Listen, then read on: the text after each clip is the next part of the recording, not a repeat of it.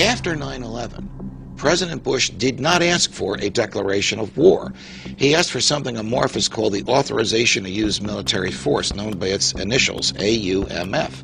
And the Authorization to Use Military Force basically said to President Bush and his successors, go after anybody you want in the war on terror, use any means at your disposal. Well, that's an open-ended war. There's nobody to surrender. There's no target identified.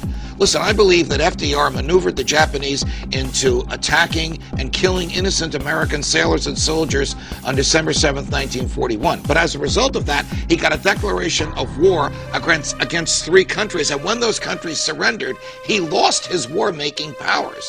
President Bush never lost the powers given him by the Congress under the AUMF. President Obama inherited them, and as long as that monstrosity is on the books, every one of their successors will have this absolute power to wage any war they want, anywhere they want. That's not what the framers intended. That's not what the Constitution says. And you'll apply that to the Vietnam War and Korean War and the Spanish-American War. I will certainly do that. The Vietnam War was particularly egregious, as we now know that Lyndon Johnson and his staff, and perhaps some of the military folks around him, lied about, made up the Gulf of Tonkin incident in order to get not a declaration of war, but a similar Gulf of Tonkin resolution. Go ahead, Mr. President, destroy North Vietnam, because they tried to bomb a ship, which we would later learn throughout history wasn't even there when it was supposedly bombed. And Korea, which is considered a UN-approved police action. Was that enough? No, that was not enough, because the Constitution means what it says, Ralph. And when presidents, even with popular support, even in times of emergency, think that they can twist and torture and maneuver their way around the Constitution, that begins a slippery slope, and it is a precedent for other presidents to do the same thing. The most powerful weapon that the president has, after the power to prosecute somebody, is the power to wage war. The courts will interfere with a prosecution. The courts will never interfere with a war. Why? War is the health of the state.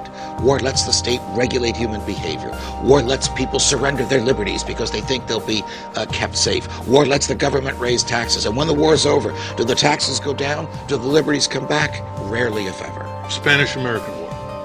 Well, I don't discuss the Spanish-American War in here, but we do know from history that the Spanish-American War was concocted by President McKinley because wartime presidents are powerful presidents, and the state is treated with grandiosity during a time of war. Again, the ship that supposedly blew up in the Havana harbor.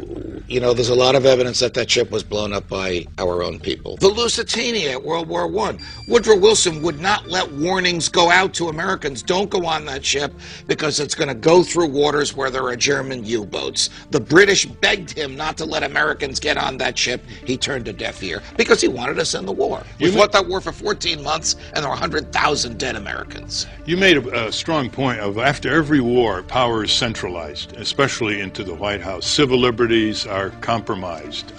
Fear is spread. In fact, you said the basis of government is fear by the people. So it isn't like we're idiosyncratic here in the United States. My reading of history is all societies and all governments lie to themselves. Yes. That's the way they have cohesion. That's the way they can mobilize and control people. That's the way they can live with their misdeeds, okay? So it's hard to find a single government in the world that hasn't got a rationalization for the violence it inflicts on other people. Well, think about it. The same generation, in some cases the same human beings who wrote, "Congress shall make no law abridging the freedom of speech," also wrote the Alien and Sedition Acts, which made it a felony to put the government into disrepute by the use of your words. How could the same people do that? There's a lust, we all have a lot of lusts, called libido dominandi, the lust to dominate. And this draws people to government. It draws to government people that have this lust. Which gets us right into your strong criticism of the Patriot Act and FISA, the so-called surveillance law, and what happened after 9/11. And lie 16 is the right of the people to be secure. Okay, so you want to elaborate that? The Patriot Act is the greatest abomination in American history, in my view, talking about legislative history, after the Alien and Sedition Acts. It was passed by overwhelming majorities in the Congress with no debate. The members of the House had 15 minutes to read it. I don't know if you've read it. I've read it 3 times. It takes about 20 hours to read. It's 300 some pages. Yeah, and it basically amends so many other statutes. You have to have the other statutes cross-references. in front of you. Yeah, of course. It's impossible to And read. I just add, to be fair to you, it's the right of the people to be secure in their persons, houses, papers, and effects shall not be violated. That's lie 16. That's directly out of the Fourth Amendment. Why is there a Fourth Amendment? Because the King of England and the Parliament authorized British soldiers to write their own search warrants and enter our homes ostensibly looking for stamps, because you had to comply with the Stamp Act, which meant buy a stamp with the King's image on it and put it on every piece of paper in your house. Of course, while there, they would help themselves to wealth and alcohol and food and even the house itself. The Fourth Amendment was written to prevent that. And it says clearly, if the government wants to cross your threshold, it can only do so with a search warrant issued by a judge on probable cause.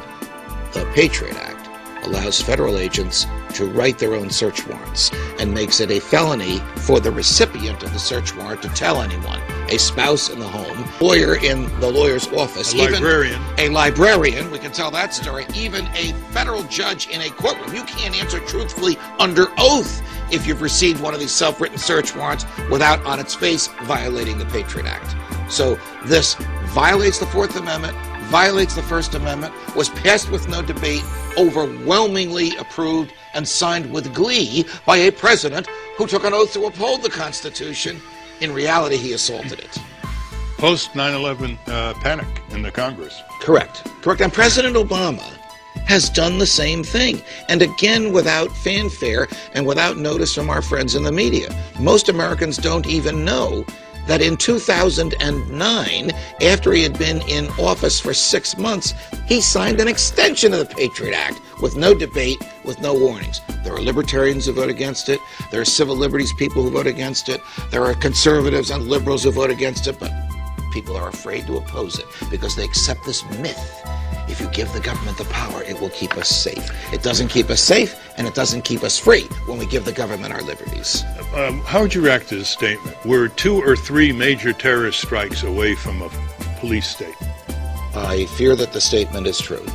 I fear that the American public, like generations before us, will accept the nonsense, and it is nonsense, that if we give up our liberties, the government will keep us safe. Meaning a police state could only happen here with public approval, and there would be public approval.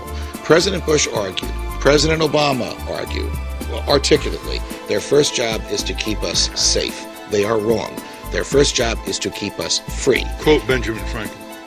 Those who would give up essential liberty in order to obtain a little temporary safety deserve neither liberty nor safety. If the president keeps us safe but unfree, he is not doing his job, and he is violating his oath. Military budget, big, wasteful, should be cut back. Utterly wasteful. Do we need 900 permanent military installations around the world in order to keep us safe? Absolutely not. You think America is an empire? Yes, I do. I think America has been an empire since the days of Teddy Roosevelt, a consciously driven empire by virtually every president since him. Let's take the violation of international law. You think the U.S. chronically violates international law? I believe that I've documented much of it in the book. You think Israel violates international law? Yes, I do. And the takeover of the ship, was that a violation of international law? It was an act of piracy. It was a violation of international law that will probably never be redressed in any court. And do you agree with Franklin Delano Roosevelt, who said in 1938 to Congress, whenever government is taken over by private economic power, that's fascism? And you know Mussolini's thesis on this. Of course I do know Mussolini's thesis. Fascism, in my view, is private ownership and government control, sort of the flip side of what FDR argued about.